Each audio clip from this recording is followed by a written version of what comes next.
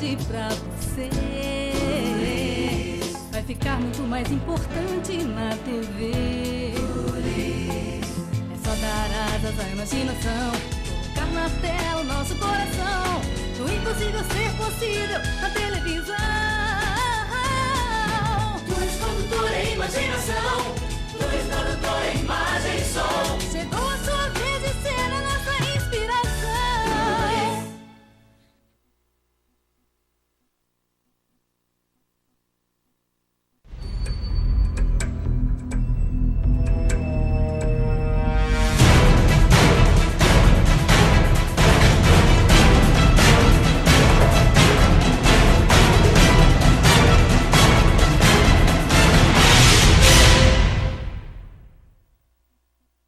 Voltamos a apresentar Larga Brasa na TV.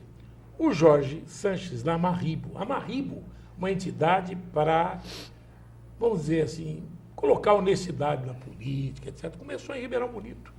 Conseguiram muitas coisas lá, tiraram o prefeito, tiraram muita gente lá, por várias vezes. Por quê? Pegaram coisa errada.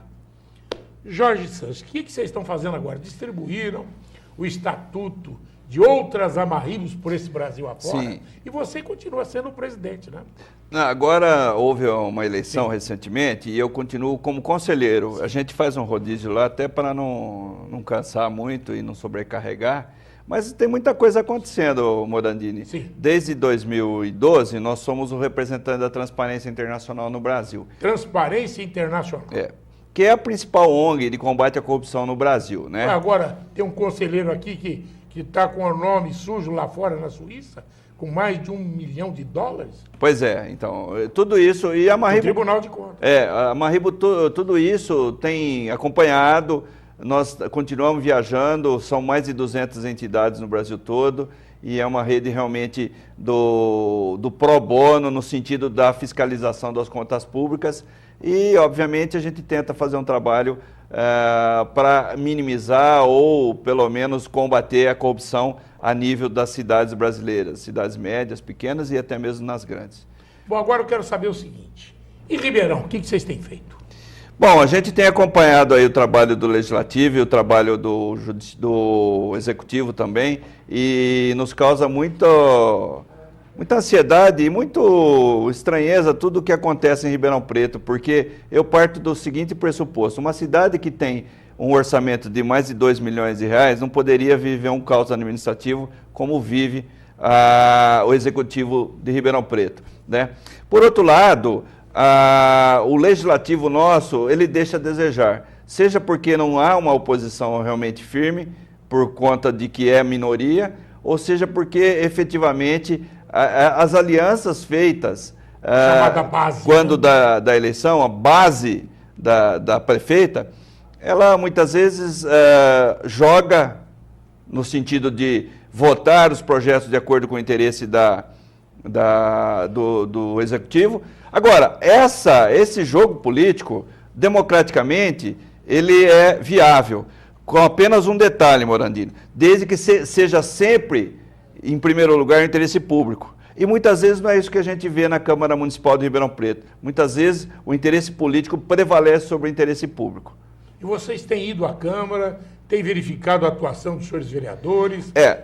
Inclusive, você questionava também agora mesmo a questão do lanchinho e tal, não é isso? Ô Morandini, eu pessoalmente não consigo ir sempre à Câmara, porque eu viajo muito, eu rodo o Brasil todo, mas existem outras entidades em Ribeirão Preto que têm acompanhado, como, por exemplo, o Observatório Social de Ribeirão Preto, que já questionou algumas licitações e conseguiram êxito, inclusive, até mesmo suspendendo algumas licitações, né? Então, assim, a gente acompanha um pouco à distância o trabalho, mas antenados. Vivo sempre sendo procurado para emitir opinião sobre os assuntos da cidade, né? Essa questão do lanche na Câmara de Vereadores é uma questão que suscitou estranheza, porque eles estavam pagando R$56 por uma refeição. Quentinha. Eu penso o seguinte: o homem público, ele tem que sempre pensar o interesse público. E ele tem que estar, não basta ele cumprir a lei, ele tem que ir além disso. E é ilegal, é imoral, não é razoável que se pague R$56 por um lanche ou por um jantar. Eu acho que todo vereador tem o direito lá de fazer seu lanche, de fazer o seu jantar, até porque ele está num período noturno à disposição do serviço público, mas, ora, gente, vamos ser mais razoáveis, né? Ou até mesmo, eles até ganham razoavelmente bem pelo que fazem, poderiam até fazer uma caixinha entre eles lá e evitar até esse desgaste público e político que muitas vezes o legislativo como um todo está tendo, né?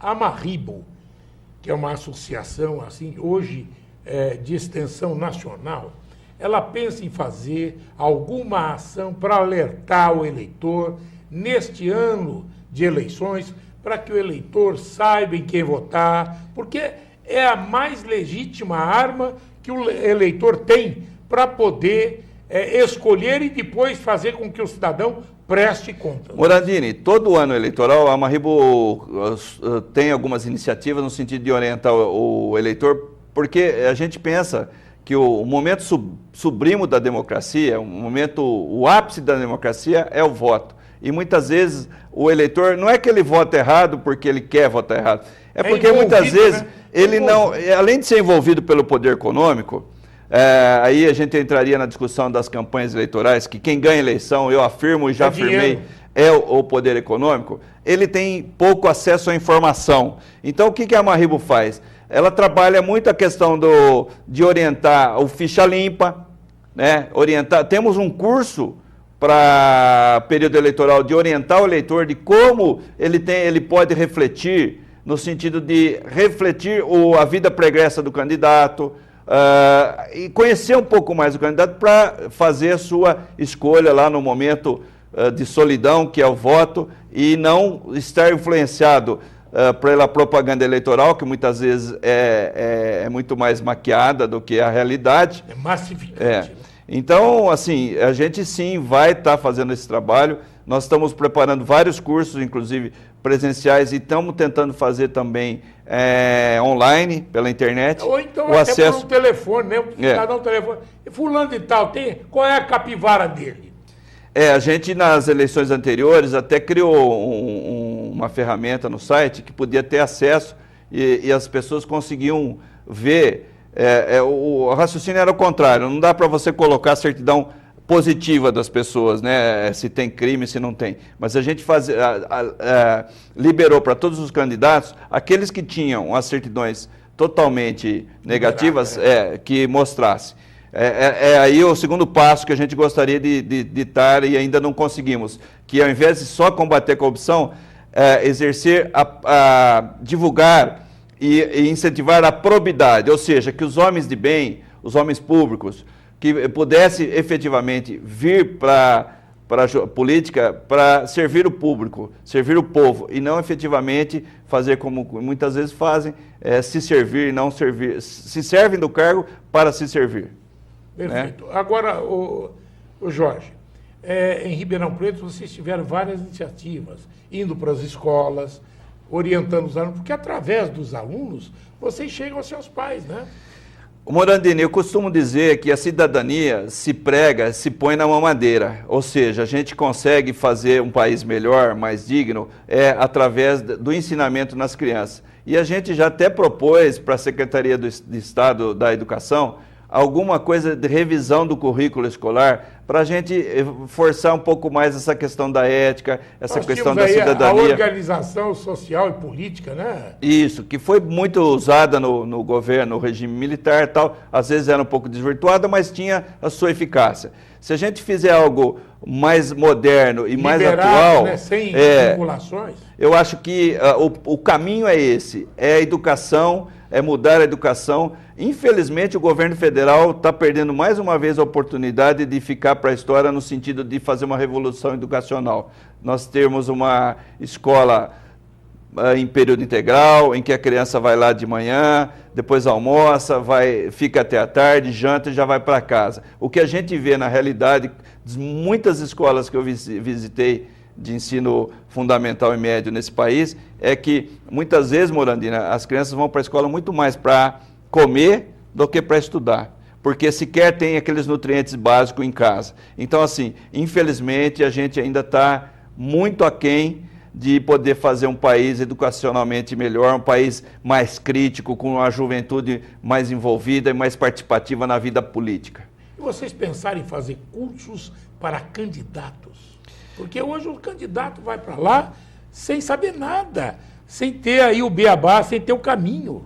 Essa é uma ideia que a gente tem também, mas assim, seria uma escola, o ideal seria uma escola de política... Pluripartidária. Claro, pluripartidária, sem vinculação política partidária, e seria muito importante que a gente tivesse, porque eu falo também, muitos dos candidatos que são eleitos, eles não têm o preparo técnico. E para exercer um cargo de vereador ou de prefeito, precisa ter minimamente, não basta ser honesto. Honesto é a condição primária, mas ele tem que ter... Não é qualificativo. Não, é obrigação. Necessidade, obrigação. É obrigação de todos, em especial para o homem público. E aí falta o outro pedaço, que é a qualificação técnica, o preparo técnico. E, infelizmente, a gente sabe, e muitos prefeitos e vereadores por esse país afora, eu não falo isso, eu falo isso com tristeza, não é com apontamento de falar, tá vendo?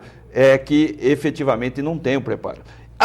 Sinceramente, e eu sei que é forte o que eu vou falar, Morandi, a própria Câmara de Ribeirão Preto, uma cidade grande como essa, muitas vezes universitária tem decisões de total despreparo jurídico e técnico. A gente vê isso também, entendeu? Então, assim, imagine nesses Brasil afora, nos rincões aí, em cidades pobres, pequenas, médias, que efetivamente... E nossa sistemática também, tripartição de poderes harmônicos e independentes, muitas vezes não são. Por quê? Porque o legislativo muitas vezes está comprometido com o executivo, e o executivo é que, na verdade, na prática acaba mandando, e é ruim para a democracia nós não termos oposição.